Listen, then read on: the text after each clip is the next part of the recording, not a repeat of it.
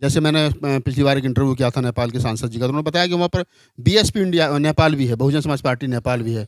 नेपाल का जो दलित है वो आइडल किसको मानता है अपना राजनीति में या सामाजिक में? जैसे भारत का दलित है वो डॉक्टर अम्बेडकर को अपना आइडल मानता है या मनुवाद जो है दलितों को जो है जात पात में विभाजित कर दिया, अछूत अछूत बना दिया, इसलिए इसको नहीं मानना चाहिए करे। तो नेपाल में जो दलितों की संख्या है वो कितनी, टोटल आबादी का कितने प्रतिशत?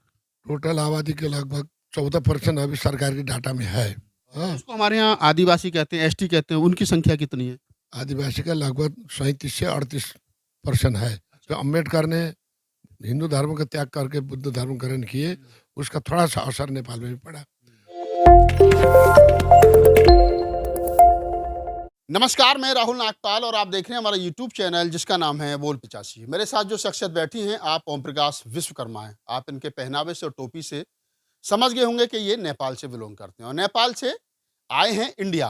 क्यों आए हैं, कौन सा संगठन है, क्या करते हैं, राजनीति में भी हैं ओम प्रकाश विश्वकर्मा जी। विश्वकर्मा समझ के बस ये मत समझ जाना कि भारत वाले विश्वकर्मा यानी ओबीसी, ये दलित हैं, क्योंकि नेपाल में विश्वकर्मा जाति जो है वो दलित समाज में आती है। और ओम प्रकाश विश्वकर्मा जी जो है वो भारत नेपाल दलित मैत्रीय जो संगठन है उसके राष्ट्रीय अध्यक्ष भी हैं। चुनाव लड़े थे एमपी का, इस बार नहीं बन पाए हैं। बातचीत करते हैं और बातचीत का विषय रहेगा कि जाति, नेपाल के अंदर जो जातीय भेदभाव है, जातिगत जो भेदभाव है वो कितना है। पिछली बार हमने एक नेपाल के सांसद जी से बात करी थी, विश्वेंद्र पासवान जी से, उन्होंने बताया था कि एक समय पर नेपाल में चमार जाति के लोगों की बलि दी जाती थी। उस पर भी बात करेंगे और भी कुछ नए मुद्दे होंगे। विश्वकर्मा जी, पहले तो स्वागत है आपका भारत की, पूरे भारत की दलितों की तरफ से। धन्यवाद, बहुत धन्यवाद। सवाल ये है कि आप दलित मूवमेंट पर काम करते हैं, दलित समाज से आते हैं, तो नेपाल का जो दलित समाज है उसकी बेसिक चुनौतियां क्या हैं? नेपाल के दलित समाज का जो है युगों से वहाँ जाति प्रथा छुआछूत भेदभाव है। नेपाल के संविधान कानून में दलितों का शिक्षा में वंचित किया, आर्थिक में वंचित किया और समाज में उनका प्रतिष्ठा नहीं हुआ, तो उनका सामाजिक स्तर जो है क्रमशः गिरते गिरते वो लोग एकदम गरीबी अवस्था में पहुंच गए। तो उनका मानवाधिकार का हनन हुआ, समाज में उनका अछूत में गणना हुआ। तो इससे वहाँ के एक दलित समाज के लिए अपमानित और समाज के लिए पिछड़े हुए और अशिक्षित और गरीबी से वहाँ के पीड़ित हैं। तो अभी नेपाल में जब गणतंत्र स्थापना हुआ है तब से नेपाल में कुछ दलित के लिए प्रोग्राम आया है। अभी संविधान बना है, उसमें दलित के लिए आरक्षण का व्यवस्था हुआ है, समानुपातिक सिद्धांत के वहाँ लागू हुआ है। कई सामाजिक और हर क्षेत्र में जो पिछड़े हुए थे उनको आगे बढ़ाने के लिए वहाँ व्यवस्था हो रहा है।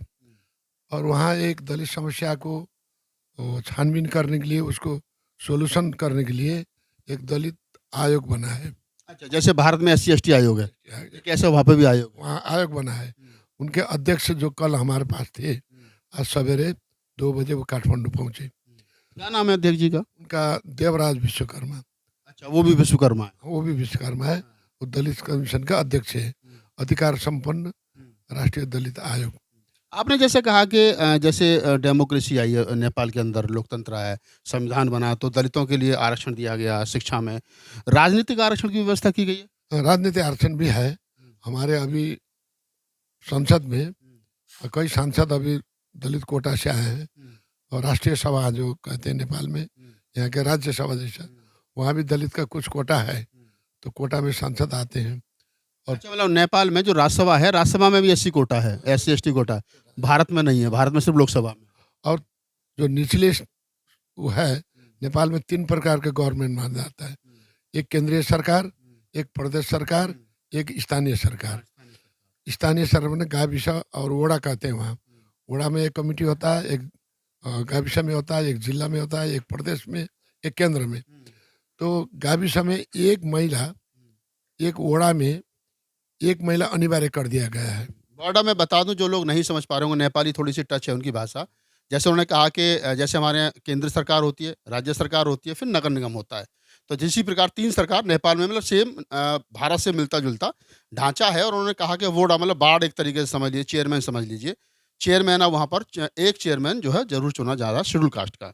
तो एक विश्वकर्मा जी एक सवाल निकल कर के आता है कि सरकार ने तो प्रोग्राम बना दिया। भारत में भी ऑलरेडी इस प्रकार की ढाँचा बाबा साहब बना कर के गए थे। वो जो संवैधानिक ढाँचा है, जो संविधान में दलितों के लिए मूलभूत सुविधाएँ दी गई हैं, वो ज़मीन पर उतर भी रही हैं, लोगों तक पहुँच रही हैं?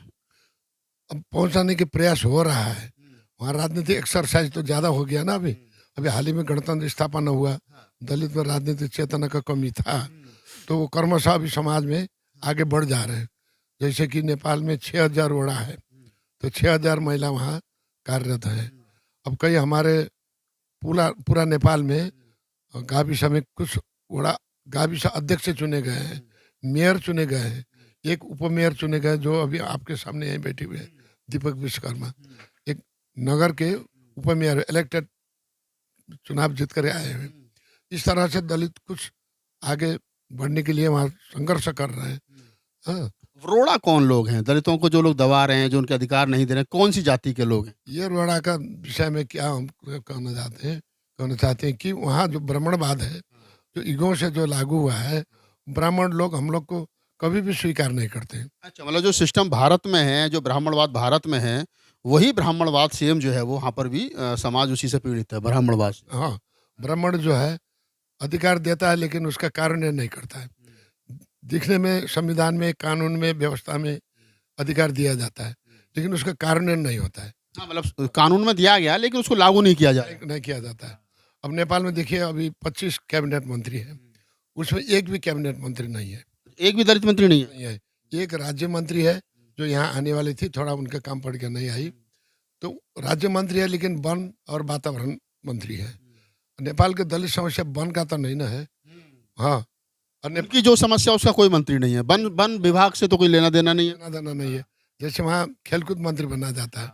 नेपाल का दलित पिछड़े हुए हैं, खेलकूद के अभाव से तो नहीं ना है। खेलकूद के कारण से दलित नहीं हुए हैं, अब खेलकूद मंत्री बना देते हैं। इस तरह से दलित का सही प्रतिनिधित्व नहीं हो पाता है। राजनीति में भी पार्टियां जो है वो सही तरीके से प्रतिनिधित्व जो है वो नहीं दे रही हैं।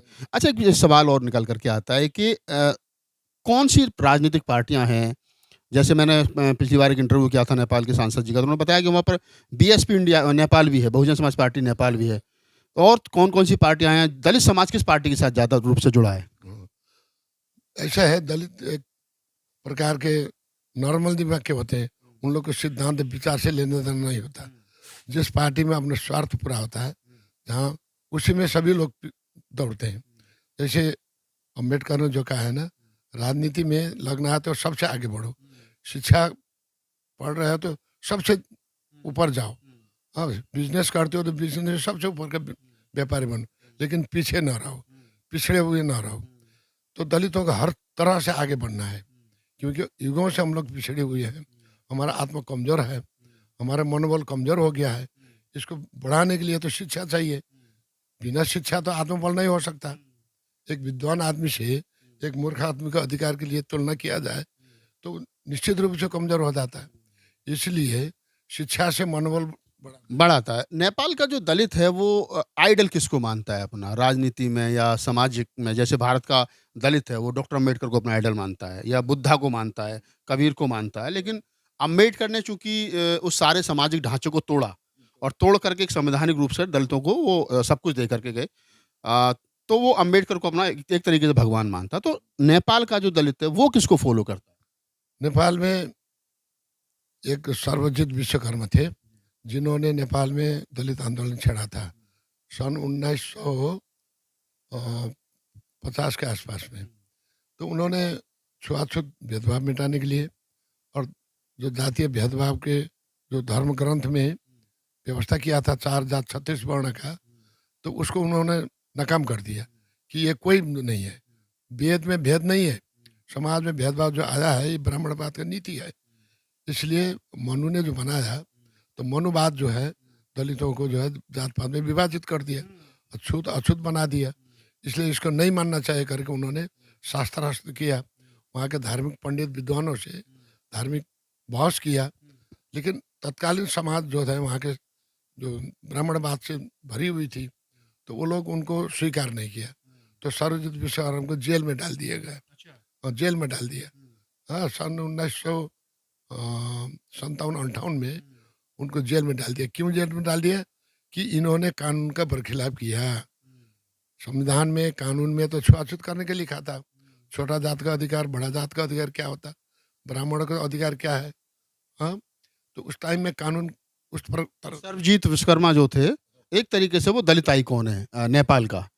तो एक सवाल और ले लेते हैं चलते-चलते कि जो दलित मूवमेंट है टोटल वहाँ पे, जातियाँ जैसे भारत में चमार दलितों की एक मार्शल कौम भी है, बड़ी जाति है और वो लड़ाई में भी आगे रहती है। तो नेपाल में जो दलितों की संख्या है, वो कितनी टोटल आबादी का कितने प्रतिशत? टोटल आबादी के लगभग 14% अभी सरकार के डाटा में है। 14% माने नेपाल के 3 करोड़ एवरेज में पॉपुलेशन मानिए, 14 तिया 42 लाख दलित है। हाँ, उसको हमारे यहाँ आदिवासी कहते हैं, एसटी कहते हैं, उनकी संख्या कितनी है? आदिवासी का लगभग 37 से 38% है। अच्छा, मतलब आदिवासी की संख्या जो है वो दलितों से डबल है। हाँ, मतलब अगर दलित मतलब 14% है एससी, तो एसटी वहाँ पर 37% है। तो मतलब ढाई गुना के आसपास हो गया। तो 37 और 14 51% तो दलित और आदिवासी हो रहे हैं वहाँ। अगर दलित और आदिवासी मिले तो नेपाल में गवर्नमेंट इसी का बनेगा, जो एसटी का और एससी का।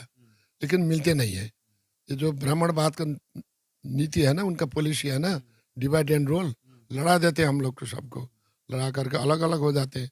इसलिए हमारे वहाँ सरकार नहीं बन। अच्छा, जैसे भारत में जो धर्म ग्रंथ जो हिंदूवादी हैं, उनका जो धर्म ग्रंथ है, जैसे यहाँ वेद है, पुराण है, शिव पुराण है और बहुत सारे धर्म ग्रंथ हैं हिंदुओं के, मनुस्मृति है।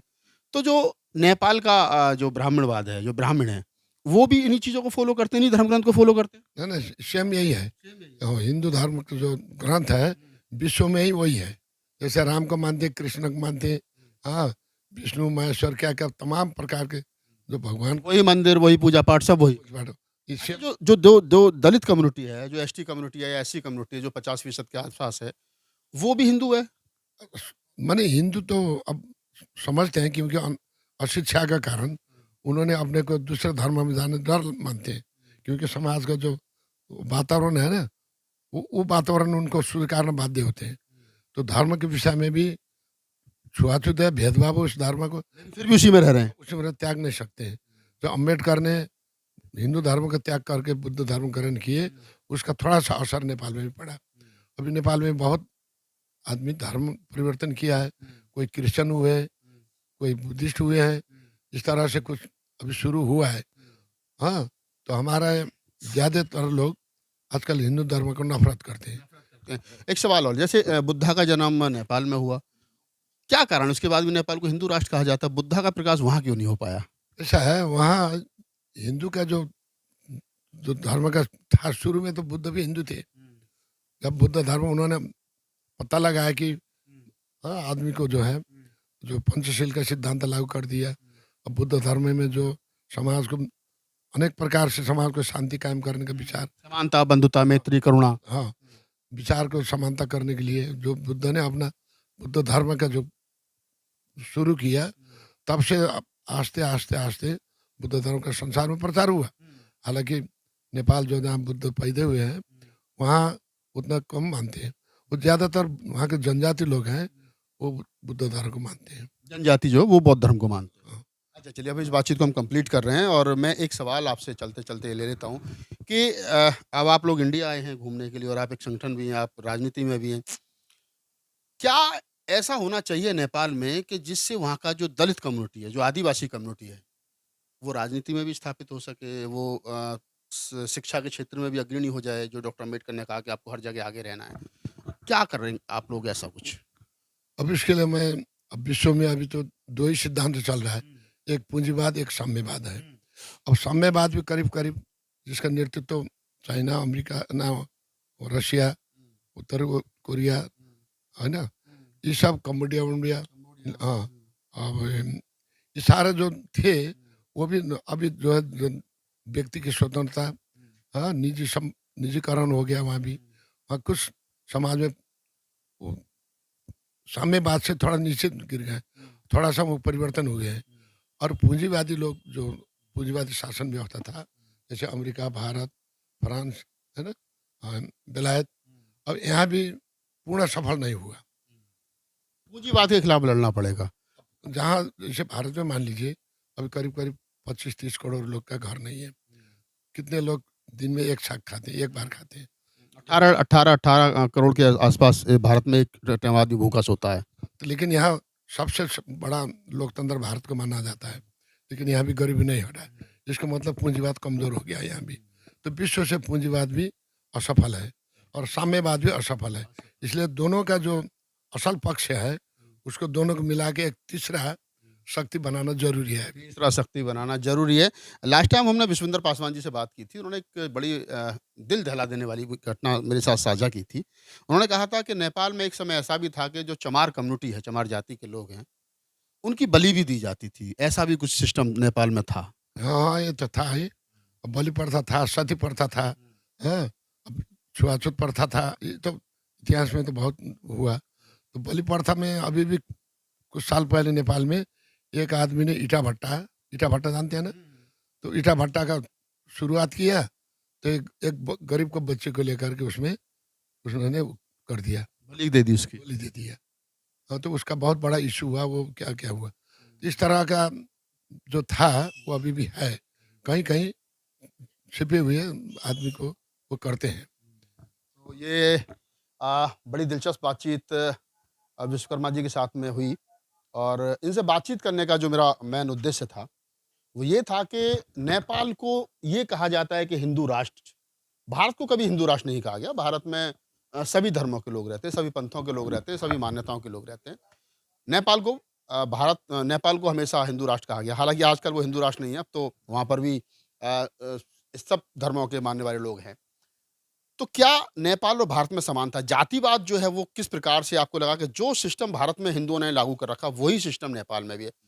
हिंदू कहीं भी जाएगा, सवर्ण समाज के लोग कहीं भी जाएँगे वो जाति को साथ लेकर के जाएँगे और जहाँ भी जाएँगे वहीं जातिवाद का गंध भी फैलाएँगे क्योंकि उनको अपने आप को श्रेष्ठ बना करके रखना है और श्रेष्ठ बनाने के लिए दूसरे को नीचा तो बनाना पड़ेगा। इस पूरी बातचीत के प्रतिक्रिया है हमें कमेंट सेक्शन में बताइए और मुझे दीजिए इजाज़त फिर किसी ऐसी ही महान शख्सियत के साथ में आपके साथ में हाज़िर होऊँगा। धन्यवाद।